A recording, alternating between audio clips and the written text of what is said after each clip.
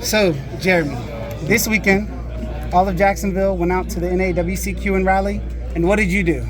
I won a national championship. Ladies and gentlemen, your North American world champion.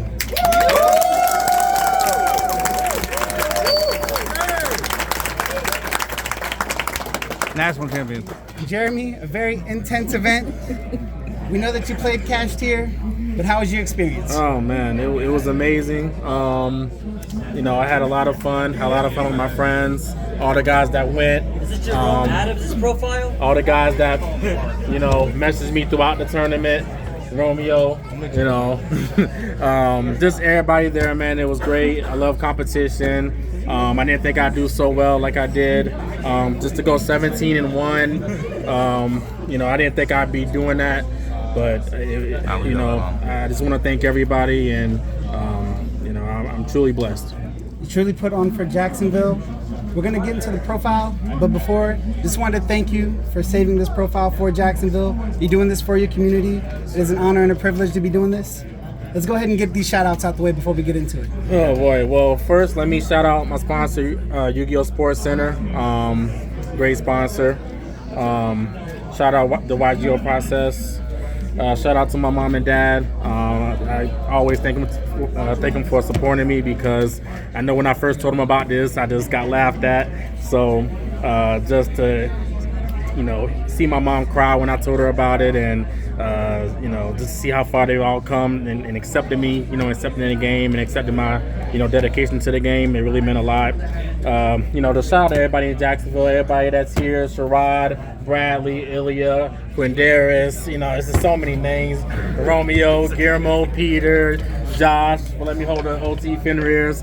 Man, I love you guys all, and it still feels unreal for me. And also shout out to Zach, Stefan, and Jameek.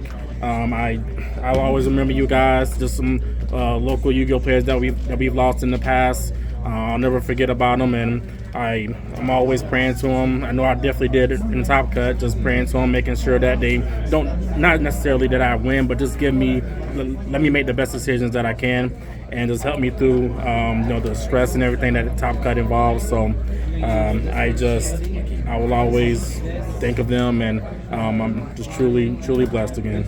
Of course. Again, here in Jacksonville, we're more than a community, we're a family, and you went out there and put it on for us.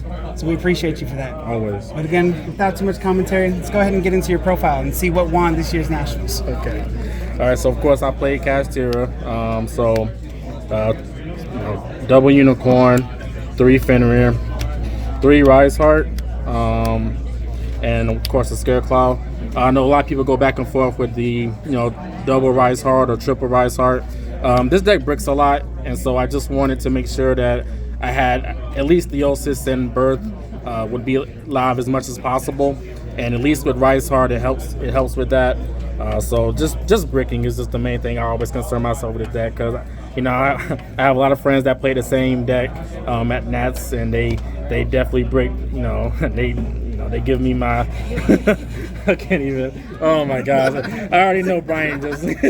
But yeah, it's mainly because I just didn't want to brick, and I didn't open up any in multiples, so that was really good. But yeah, that was the reason behind the 3 Rise Heart.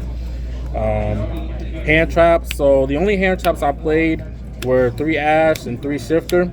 I did kind of go back and forth with the shifters. I did see some deck profiles that weren't even playing shifter in the main, which made sense. I did play like 9 mirrors.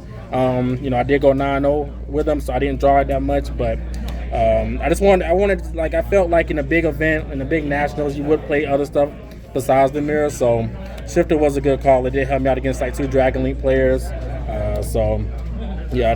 Again, these are only hand traps I played, and I did not play Imperm, and I'll explain that later.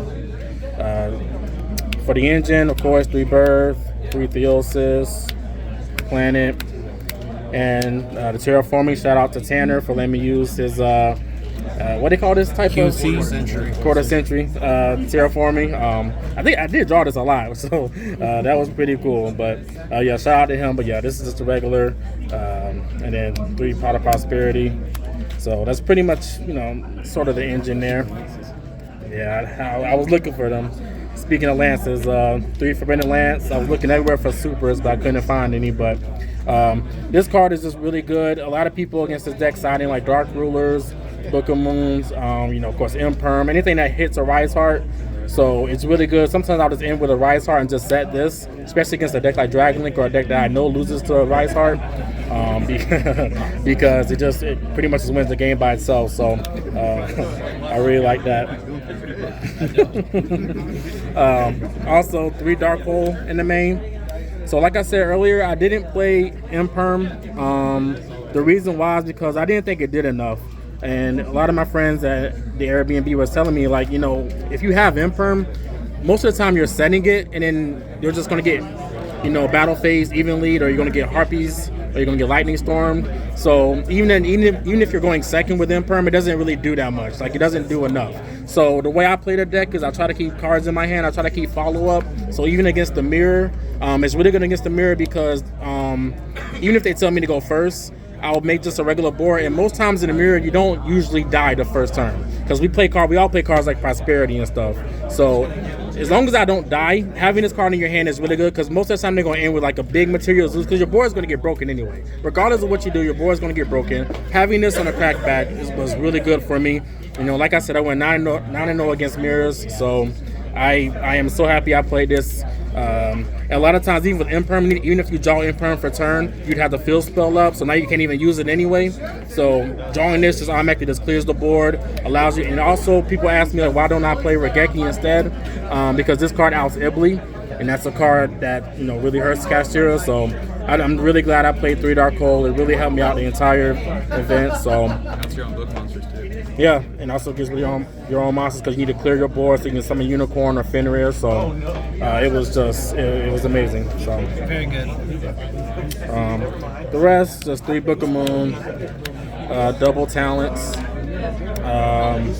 I was going back and forth kind of with triple talents and double Dark Hole, but the way I looked at it was triple tactics. It's a harder once per turn. Dark Hole isn't, so if I draw Dark Hole in multiples, I'd be okay with that, even if it have a negate because it'll force a negate. Drawing double talents isn't always the best, and I'm really glad this was perfect. I didn't have any issues with it, so I'm definitely glad I played it like that, and just the one big bang. Insane. Something I don't think you get a lot of credit for is how you piloted the deck in Game 1. We clearly were able to see some of the Game 2s where Eradicator did a lot of the work. It did. How was this main deck good going into the mirror match, which I know a lot of people were struggling with? Yeah, like I said, I think really maining the Dark Holes really helped a lot in the Forbidden Lances. I will say my toughest matchup was against Cameron Neal, top 16, because he played the hand trap version, I guess, that got second place at Europe. So it was a little bit tough because, Lances weren't as great as against that type of build, but all in all, usually in the mirror they're playing cards like Book of Moon and stuff like that, Imperm, and this Lance was just really good against the mirror, and it makes you feel a lot more safer. And again, Dark Hole just answers everything in the mirror, and you don't really care about much. So I think just the way I play, again, keeping cards in my hand, not putting everything on the board. And I think that really helped out for me. So. Let's get your extra, see what you played. Alright, so extra deck, nothing too crazy. Baron, I don't really go into it that much, but it's good when you open up like Double Ash. You can just use that with Unicorn to go into Baron. The 2 just fossil cards I play, I didn't even use this one. This one could be anything else, but this one was really good. This is usually the first thing I attach to a Rise Heart. After I use Prosperity or whatever, just to make sure that if I get Dark Ruler or something, it'll be engraved. I can use for the crackback on my turn. Goliath, you need this for Runic. Donner. I didn't really make this as much, but as soon as you take it out, you're going to need it. So I'm glad I played it though. So those are all pretty much the Rise Heart targets. 3 Shingala. Usually for my turn 1 my turn 1 board, I usually just try to end on. I usually go through both of these. So the first Rise Heart, the first Shingala, then the second one that goes into a Rise Heart. That way it automatically has 3 materials. This could have been something else, but I wanted to make sure I just had another one just in case. You don't really go into the last one, but I don't know. There was really nothing else I wanted to put in that I would feel safe with. double Big Eye.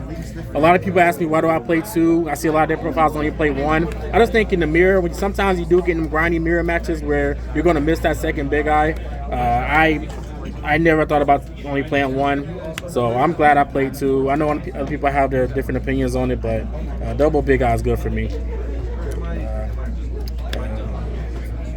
Was it Dark Arm?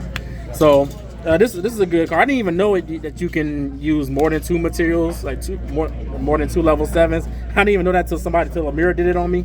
So that was pretty cool to know. But yeah, this is a really good card, especially when you're trying to break a board. Double Zeus, of course, standard. Red Eyes Flare Metal. I mean, to be honest, this could be something else, but this card actually helped me a lot, especially when there are a lot of times when you want to do a lot of damage and don't play into Nib, and then like just with 3 monsters attack and then go into this, and it puts your opponent on the clock. So I really like this, and of course it's also good for Eradicator. But I think it was a really good card. But you definitely don't have to play it. But I really liked it as just a good Eradicator target and a good card to use when you're trying to go for game. And of course the 1 Rise Heart. So. And for the side deck? For the side deck, we got 3 Ghost Spell. Just for Branded, I'm not trying to really. I know. Really, just for Branded and Labyrinth. Just not trying to get Gimmick Puppet. But yeah, that's pretty much that. The 3 Drolls. Disregard the Miss Rarity. I was looking for Super Drolls, but yeah, Joel, I wanted to play this because I was really afraid of Flunder. This deck really struggles against Flunder, and it's also good against the Runic for higher deck. So I'm really happy I played it. It was really good. It's really how I beat the Manadium. How you say it? Manadium deck. The guy that was like undefeated the first day. I played him like day 2, and then this really won me the game against him. So I'm really glad I played that. For back row hate, I played Pinkertops and 3 Cosmic. I noticed a lot of people are still playing like Lightning Storms and Harpies. I'm just so afraid of Anti-Spell with this deck because I know how powerful that is. And also a lot of people at my locals were also playing Eradicator, so I just wanted something I can chain off of it and just not completely get blown out. And Pinkertops, shout out to Brian because I pretty much got it from him playing the Pinkertops. It's another card again that when I know my a Kashmir Mate or any deck that plays Eradicator, just something that's not a spell that can get rid of something. And it's also level 7 that you can combine with with Birth and stuff. So I'm really glad I played that. And I guess the bread and butter that got me this national championship was the 2 Barrier, the 2 Eradicator, and the 1 Trap Trick. I really like this. Shout out to Brian and Ilya. We all talked about this, and they really gave me this idea, and I really liked it. Like the moment they said, I loved it. Gives you basically you're playing 6 cards, but actually only playing 5, and just with the 1 Trap Trick, you're able to. I feel like it really worked out against the mirror. Even if because I don't know if they're going to tell me to go first or second. Even in Top Cut, I didn't know, but I would always put this in going first or second because even if you go second, most of the time you're breaking the board regardless with this engine. Kashtira boards are never safe in the mirror. So if you usually, and when you do break the board, you're ending it with Dark Arm, which is a dark over 2,500. So you just Dark Arm the board, set Eradicator, pass. And usually you can win just like that. The birth on the field is dead. All the spells that they're drawing is dead. I'm so happy I did that. Again, against every mirror I would put it in, and it worked out in Top Cut.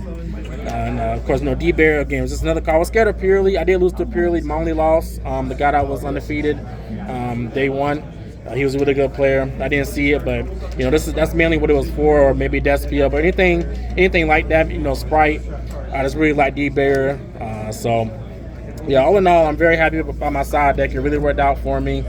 Again, I'm just so happy to bring this home for Jacksonville and in front of all my friends, and I couldn't ask for anything more. Jeremy, you played this deck phenomenal. For the people at home, would you change anything about your list moving forward? I don't know what's left now. I really love everything about my list. There's really nothing I would change. Maybe some cards in the extra deck, like the Fossil, the one that pops back row. Maybe that could be like an Insist or something, or a Mecha Phantom Beast. Other than that, though, I really love my main deck. I love my side deck. I think it just handled everything perfectly.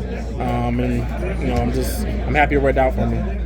Jeremy, You're going to be going to the World Championship, not only to represent America, but to represent Jacksonville. You have any final remarks? Oh man, I can't wait to try my best, and hopefully I bring it home for not only Jacksonville, but North America. We haven't won it yet, so I'm excited, and I can't wait to go out there and give it my best.